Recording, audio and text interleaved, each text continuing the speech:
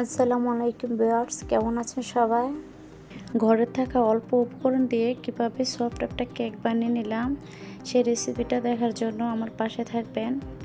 প্রথমে আমি 2টা ডিমের সাদা অংশ নিয়েছি, দিয়ে দিচ্ছি 1 কাপ চিনি।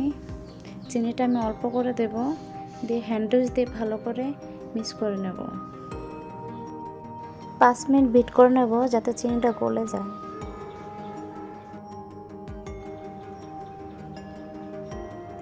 চিনিটা ভালো করে বিট করে নেওয়ার পর দিয়ে দিব স্বাদ মতো লবণ, আর ডিমের যে 2টো কুসুম ছিল সেই কুসুমগুলো দিয়ে ভালো করে বিট করে নেব।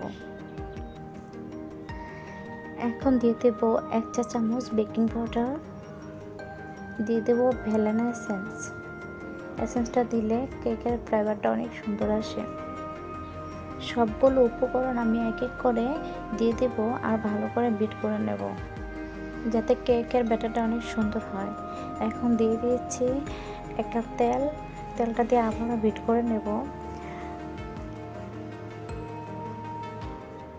1 কাপ আটা নিয়েছি, আটাটা আমি একটু একটু করে দিয়ে দেব। পুরোটা আটা আমি একসাথে দেব না, একটু একটু করে মিক্স করে নেব।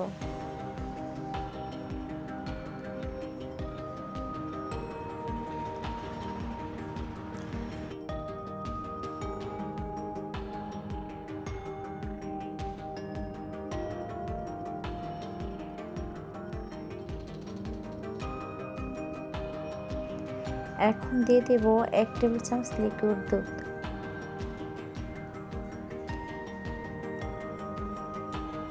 আমার এই ব্যাটারে 1 টেবিল চামচ লিকুইড দুধ লেগেছে। ভালো করে নেড়ে চেড়ে মিক্স করে নেব। দেখেন ব্যাটারটা কত সুন্দর হয়েছে।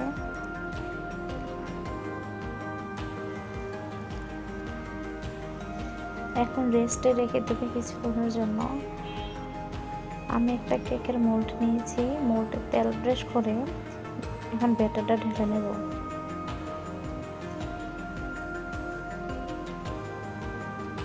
ব্যাটারটা ঢেলে নেওয়ার পর এখন আমি ঝাঁকিয়ে নেব যাতে ব্যাটারের ভিতরে কোনো বাতাস না থাকে।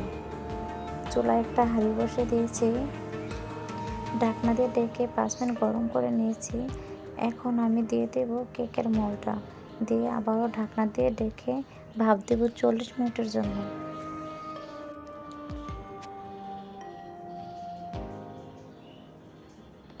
ফিরে আসছে 40 মিনিট পর। এখন একটা টুথপিক দিয়ে চেক করে নেব। দেখেন টুথপিকটা একদম ক্লিন বেরিয়েছে। চুলা থেকে নামিয়ে নেব। দেখেন আমার কেকটা কত সুন্দর আর সফট হয়েছে। আপনাদের যদি আমার এই রেসিপিটি ভালো লেগে থাকে তাহলে সাবস্ক্রাইব করে আমার পাশে থাকবেন।